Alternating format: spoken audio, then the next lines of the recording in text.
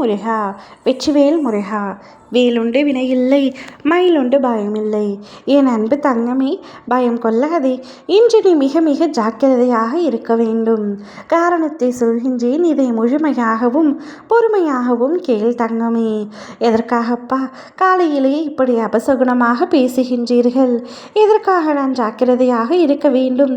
என்ன ஆகப்போகுது என் வாழ்க்கைக்கும் எனக்கும் என்று பல கேள்விகளை காலையில் கேட்கின்றாயா? உனக்கான பதிலை சொல்ல உன் அப்பா நான் கடமைப்பட்டிருக்கின்றேன். இதை முழுமையாக கேள் தங்கமே, உனக்கு நன்றாக புரியும். நீ உன்னுடைய வாழ்க்கையில் யாருக்கும் எந்தவித தீங்கும் இழைக்கக்கூடாது. அது என் பழக்கம் இல்லை. ஒரு எறும்புக்கு கூட என்னால் துரோகத்தை இழைக்க முடியாது, ஒரு கெடுதலை கூட நினைக்க முடியாது என்ற லட்சிய கொள்கையில் நீ வாழ்ந்து வருகின்றாய். ஆனால் சிலருக்கு உன்னையே அழிக்க வேண்டும், உன்னை எப்படியாவது வீழ்த்தி விட வேண்டும், உனக்கு எதிராக எதையாவது திசை திருப்ப வேண்டும். நீ நன்றாகவே இருக்கக்கூடாது.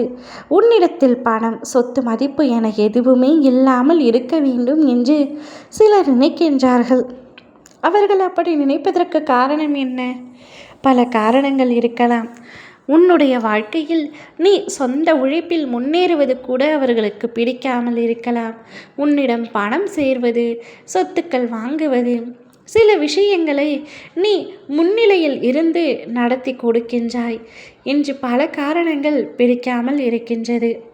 அவர்கள் பல சூழ்ச்சிகளை உனக்கு எதிராக செய்கின்றார்கள். பொதுவாக அனைவருக்குமே இவ்வுலகில் ஒருவர் முன்னேறுவது பிடிக்காமல் தான் இருக்கும். ஆனால் என் பிள்ளையான நீ யாருடைய வயிற்றையும் அடித்து பிழைக்கவில்லை, சொந்த முயற்சியில் பிழைத்து கொண்டிருக்கின்றாய். அவர்கள் பேசுபவர்கள் பேசட்டும். நீ அவர்களிடமிருந்து சற்று கவனமாகவும் ஜாக்கிரதையாகவும் இருக்க வேண்டும். அவ்வளவுதான். இன்று பேசுபவர்கள் நாளையும் பேசிக்கொண்டு தான் இருப்பார்கள். அவர்களின் பேச்சுக்களை நீ கேட்க வேண்டிய அவசியமில்லை. வாழ்க்கையில் நீ படிப்படியாக முன்னேறி உயர்ந்து கொண்டே இரு. அவர்கள் அப்பொழுதும் பேசிக்கொண்டு தான் இருப்பார்கள். ஏனென்றால் உன்னுடைய இடத்திற்கு அவர்களால் வர முடியவில்லை அல்லவா? அதனால் உன்னை இலக்காரமாகவும் மட்டமாகவும் பேசிக்கொண்டிருப்பார்கள். அவர்கள் பேசி பேசி அதே நிலையில் தான் இருப்பார்கள். ஆனால் பேசப்பட்ட நீயோ உயர்ந்த நிலைக்கு சென்று கொண்டே இருப்பாய். அதுதான் உன்னுடைய வெற்றி. அதுதான் உனக்கான லட்சியம் கூட. நீ யாரை பற்றியும் கவலை கொள்ளாதே. உனக்கு துணையாக, உனக்கு பக்க பலமாக உன் அப்பா நான் இருக்கின்றேன். எவ்வளவு பெரிய சக்தி உன் அருகில் இருக்கிறது என்று உனக்கு புரிகின்றதல்லவா? பின்பு எதற்காக பயம்? பயம் வேண்டாம். அதனால் தான் ஆரம்பத்திலேயே கூறினேன் பயம் வேண்டாம் என்று. ஆனால் கவனமாக இருப்பது மிகவும் முக்கியம். சிலரின் சொல் பேச்சுக்களை கூட கேட்டுவிடலாம். கல்லடி பட்டாலும் கண்ணடி படக்கூடாது என்பார்கள் அல்லவா? அவர்களின் கண்ணடி உன் மீது இருக்கின்றது. அவற்றையெல்லாம் நான் பார்த்து கொள்கின்றேன். உனக்கு அதை பற்றி எந்தவித கவலையும் வேண்டாம்.